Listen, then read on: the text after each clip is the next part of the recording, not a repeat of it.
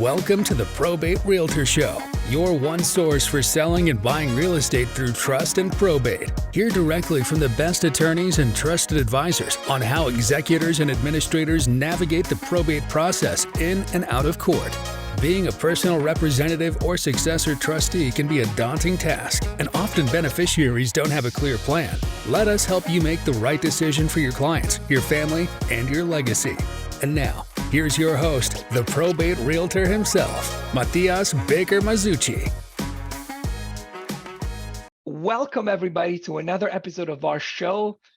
Today, we have a very exciting episode for you. We have Brittany Britton joining us. Brittany, welcome to the show. Thank you so much. Nice to see you.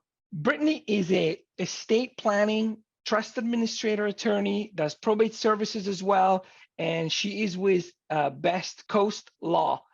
That's your firm, right? That is my firm. Yes, I started my practice back in 2015, and we have grown significantly over the years, and we are Best Coast. That's wonderful. I love the name because, it's like West Coast, Best Coast. It's perfect. Exactly. So let's delve right into it. So today we're going to be talking, the first topic that we're going to be discussing is wills. There's a lot of misinformation out there. So let's start from the very basic things. Brittany, can you tell us, what is a will? Sure. A will is a writing, right? Mm-hmm. Got to be in writing, where an individual expresses who they want to inherit at their death. That document should also say who their executor is, who they want to be in charge of their estate. Mm-hmm. And finally, if that individual has children, their will is going to name a minor guardian for that child. Got it. Very nice. Now, that's assuming that a will is done correctly, obviously, because we have heard many stories of wills written on napkins with like 3 or 4 words on it, but we'll get to that in a second. When you put together a will, how do you change or revoke a will if you decide to do so? Right. So to change a will, you do what's called a will codicil. Okay. And that's a fancy legal word that means amendment. That's Okay. it. Okay, you're amending one paragraph in your will, and you would need to execute that codicil the same way you executed your will, which is Mhm. with 2 witnesses. Okay. Those witnesses can't be inheriting from you, right? They need to be uninterested witnesses. That's how you amend a will. And revoking a will, you can do a writing that revokes a will. You can execute a new will that says, I revoke my previous will. Mhm. But even further, you can actually just destroy that will under California law. You could burn it, you could shred it. Oh, As long as you get rid of it altogether, it is effectively revoked because the original no longer exists. very nice. That's good to know. Mhm. That's good to know. Let me ask you another question. When do you think that an interested party, and we're going to get into the estate planning a little bit later, but I just Mhm. wanted to ask you these questions. If they wish to contest the will, what will be that process if somebody wants to contest the will? So the person has already passed away and somebody wants to contest the will. What is that process? They call like somebody who does litigation, right? They would call a litigation probate attorney. I have decided not to offer those services in my practice, but it is a petition that Mhm. an attorney would file for you in the local court contesting the will. Now, you need a reason, right? So Yeah. you need to have some sort of evidence, Mhm. maybe a fraud, elder abuse. Maybe the individual who was signing the will did not have legal capacity Mhm. on the day they signed it. It is generally not sufficient to say, I think my grandma meant to leave me everything. Right. Right. That's usually not going to cut it. And in fact, could be really risky because most wills are going to have what's called a no contest clause. Mm. And generally, what that clause says is if you're a beneficiary of a will and you contest it and try to say that it's invalid, you could be deemed to inherit nothing and lose any interest you had in that estate. So it's risky to contest a will. Very good to know. Let me ask you another question. What is a holographic will? So a holographic will would not be my number one recommendation, but I will tell you, California is one of the few states that allows for a holographic will to be valid and admitted in probate court, and that is a handwritten will. And in fact, a holographic will does not even require the witnesses that a standard statutory will does require. Mhm. Holographic means it's in your handwriting. You can't type it up and then sign it. Right. The whole thing needs to be in your handwriting, which if you've seen in the news recently, that's what Aretha Franklin had, which was just accepted by her local probate court as a holographic will. Oh, got it. Okay, that's good to Mhm. know. Now, you run into this, I'm sure, all the time, and this is the question, the big question, I guess, one of the pushbacks. It's like, you know what, Brittany, I don't need any estate planning. I've got a will. I'm all good. I wrote a Yeah. will. We're all good. So let's delve into that. Why is a will a part of estate planning, but why is will not the estate planning? Right. I mean, generally, the way I describe it to my clients is there's two types of an estate plan. You Yes. have a will-based estate plan and you have a trust-based estate plan. And even if you have that trust, you still need a will. Mm, Everybody needs a will. right. But the will is only step one. And depending on your assets, do you own Hmm. a home? Depending on your children, are your children minors? Do you own a business? Do you have a life insurance policy? You know, there's a lot of factors that Right. your attorney would consider with you. And 9 times out of 10, a good attorney is going to gear you to that living trust option because in California, if you only have a will, that will must go through the probate court system Hmm. before your heirs can inherit from you. Right. A lot of clients call me and say, I've heard probate is so expensive and so time consuming. That's a myth, right? And I say, no, it is not a myth. I am not here to dispel that rumor. Probate is very expensive and very time consuming, which is why most of the time I'm gearing my clients towards a living trust, which avoids probate court altogether for their loved ones. No, that makes total sense. So the process of, when somebody comes to you and they want to put their affair in order, let's Mhm. say that, they're brand new into planning for an estate, but they have assets, like midlife, home, insurance, and all of that. Mhm. What is the first thing they can expect when somebody reaches out to you and say, I'm ready to do my estate planning? Sure. I always like to start with a free phone consultation. Hmm. I think that this area of law is really personal and, Right. in my experience, can be really difficult for some clients to get through. Right. So it's imperative that they feel comfortable with whoever they hire.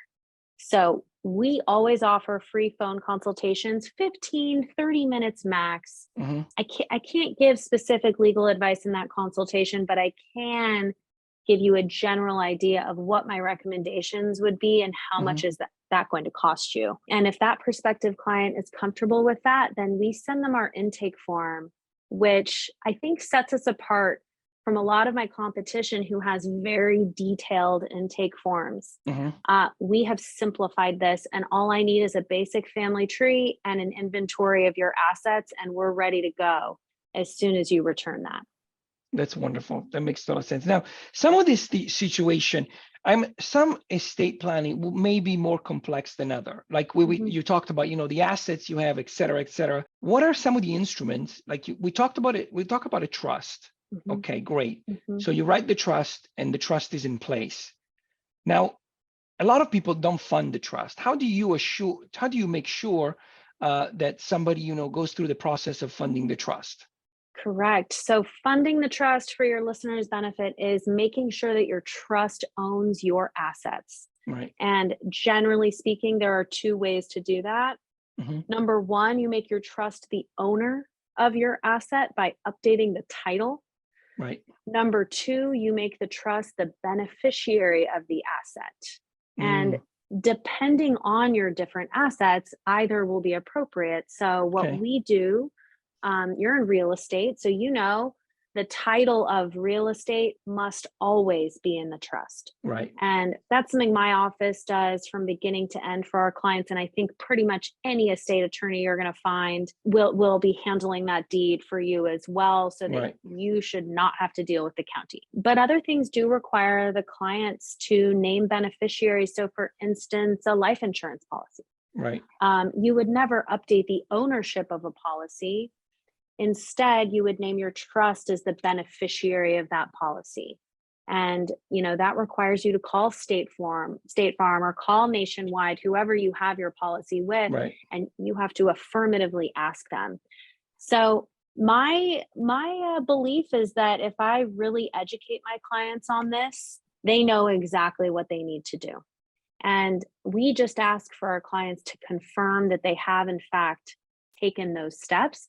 Right. We have just a gentle follow-up, a few weeks later. And then if we haven't heard from you, a couple months after that, this is a friendly reminder. Have you called State Farm Right. and made that change? And it's an extra paperwork for a client, but it's one of those things that you do it once and it's done. That makes total sense. That makes Mhm. sense.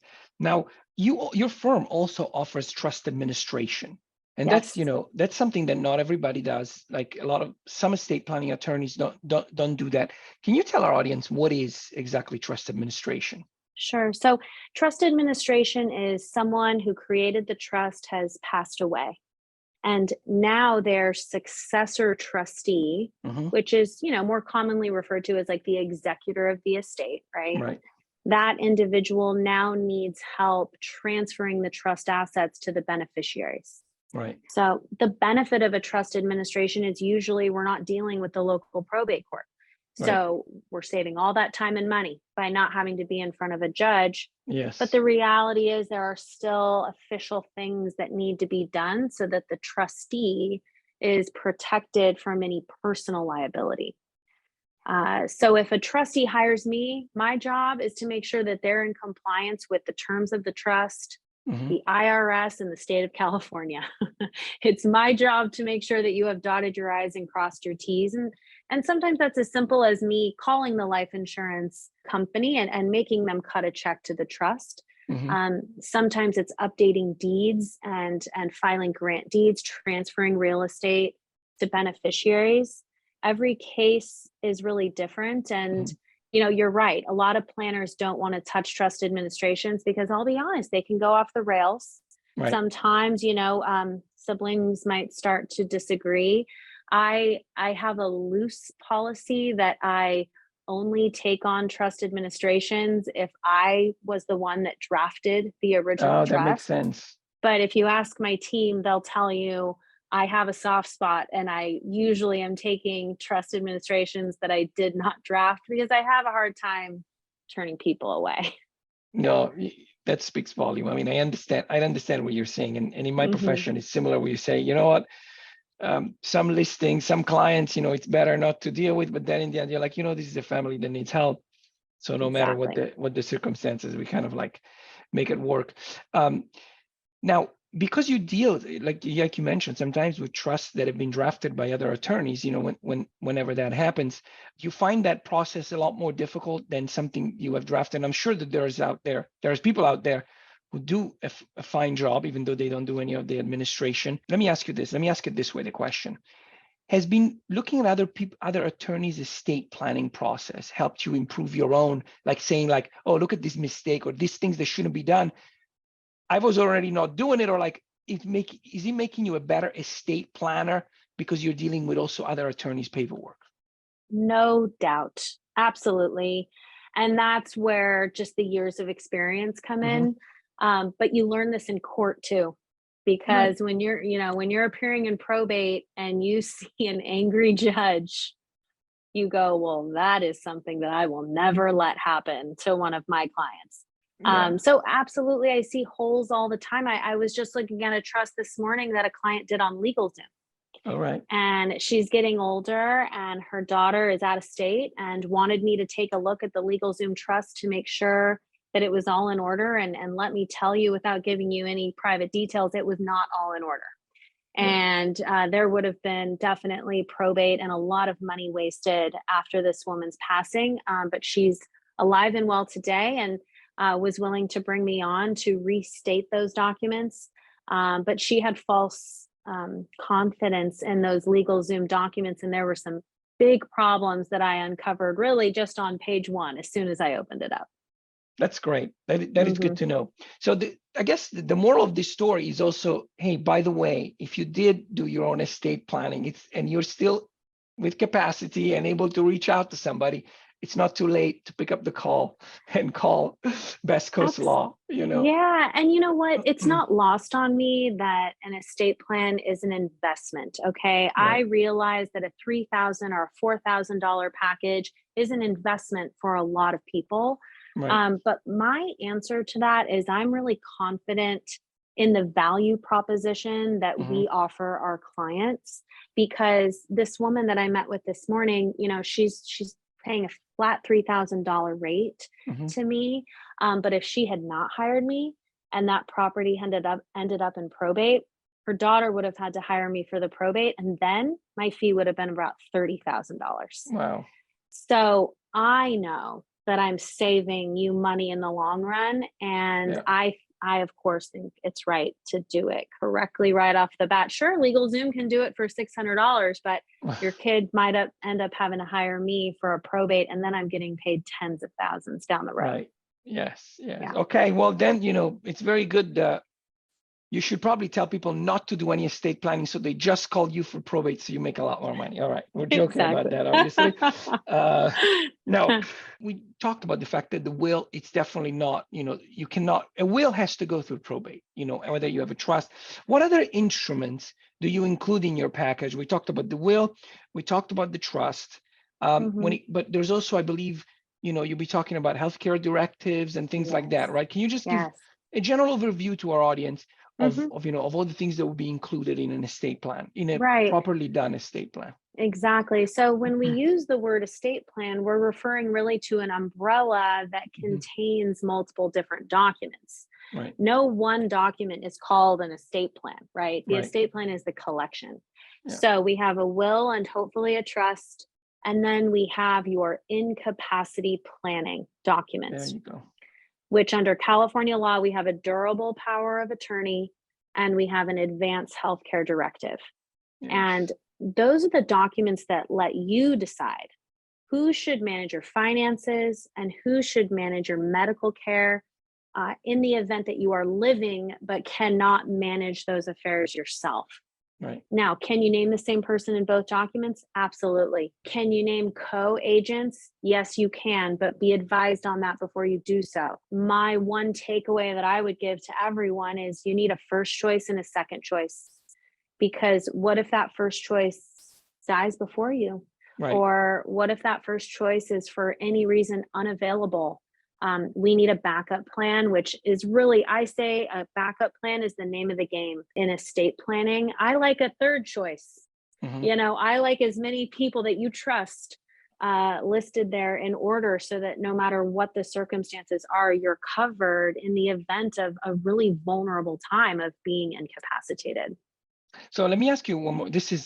Thank you for that explanation. Let me ask you something that is directly related to this, which is the selection of trustees, the selection of guardians for minor children, etc.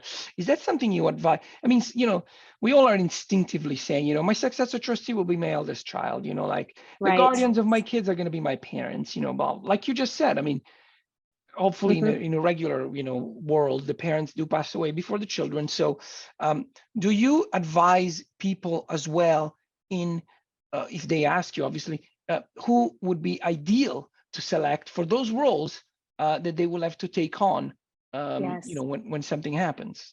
Yeah, this is easily the biggest decision you have to make. And let's talk about it in the context of someone having young children. The minor guardian is who you want day-to-day caring for your child, physical custody of your child. They have a duty to get them to school, put a roof over their head, and provide health care, right? Then you have your trustee, which is the person who's in charge of protecting your assets and doling those assets out to your children when they reach the age you have set as appropriate in your trust documents. Full disclosure, my father, who is 30 years older than me, is both my minor guardian for my daughter and the successor trustee of my trust. I plan on surviving him. Okay. But if something, God forbid, happened to me tomorrow, I know without a doubt he's the right person to provide those capacities, serve in those roles. And then what I've done is I've gone ahead and named other family members that are the same age as I am Hmm. as the backup to my father so that I have those contingencies in place. So ultimately, my advice is make a decision that makes sense for you today. If someone in the older generation is alive and well and has full capacity, maybe not if they're 85, okay, but if they're if they're under 70, let's say, that's sort of an arbitrary number, but I'm just going to throw that out there. I Yeah. say why not name them if they're the right person today, and then let's have a backup plan. And if and when my father predeceases me, I will need to update my documents at that time, and that's something I'm comfortable with. That makes total sense. Thank you. Thank Mhm. you for sharing that. Yeah. Now, let's talk about your journey. Um, Okay. where did you grow up?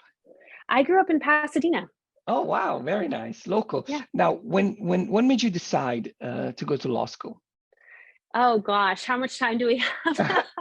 As You much know, as you there's want. there's no lawyers in my family. So it was not on my radar at all. And I have a degree in psychology. I've always Okay. loved people. So I knew I wanted to deal with the public, if you will, Hmm. but I started getting disillusioned with my psychology classes towards the end of my undergrad. And I had this incredible advisor that just said, I have a feeling you would like this class. It's a new class. It's called the Psychology of Law. All And it fit right. into my schedule, which is, why I took it. And when I tell you I loved it, I think I read the whole book in the first week of the Wow. court. I loved it. I couldn't get enough. And but that was my last semester of my bachelor's. Right. So in some ways I was a little behind the game. Hmm. A lot of lawyers, they know when they're 8 years old they want to be a lawyer. Right. Right. And that was not my journey. So I spent the next few years actually working for an estate planning attorney. I also worked in local court and represented foster children so that I Oh, could wow. get a feel for what it felt like to be in a courtroom and communicate with a judge. I was also bartending to pay the bills at that time. You know what I mean? So Yeah. that was a hustle time of my life, and it really led me to law school. And I always loved estate planning. I did a little bit of child custody and the guardianship for foster children, and during law school, I did some divorce, which was really hard for me. And I just kept finding my way back to estate planning. I think I love at the end of a trust signing, most clients all say the same thing, which is, I feel so much relief that this is done. I That's have peace awesome. of mind. That keeps me going because it is such a great feeling to know that that person's going to sleep better tonight because of just some legal work that we did for them. And that feels really good. And there's so much truth to that, especially Mhm. when people have children and things, it's like you don't want to think about the inevitable, something that will happen no matter what, but you're thinking, Mhm. hey, that's not going to happen to me. But yeah, so that's great. I really like that. So sort of like, I have to say, but I talked to a lot of people. The majority of the attorneys that I talked to did not have an affinity for estate planning when they went to law school. They didn't think, oh, Right. I'm going to be in estate planning. For you, actually, you had liked that. You had already had experience working with that.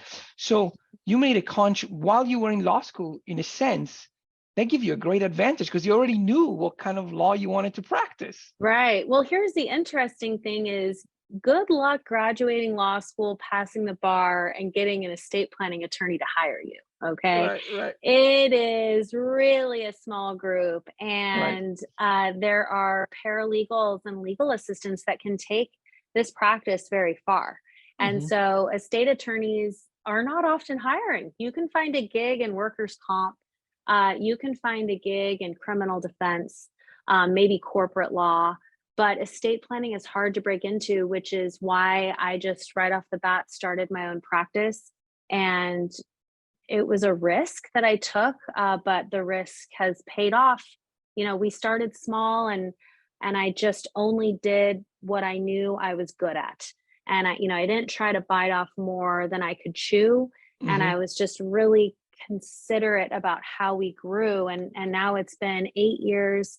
I have two paralegals, a legal assistant, and an Wow. administrative assistant.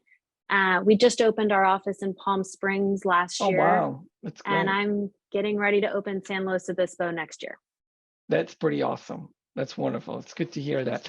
Now comes a fun part that I like. So I have a list of 30 questions, Okay. and I want you to pick a random number between 1 and 30, and I will ask you that question, and we'll see where it goes. Okay, number 22. Okay, 22.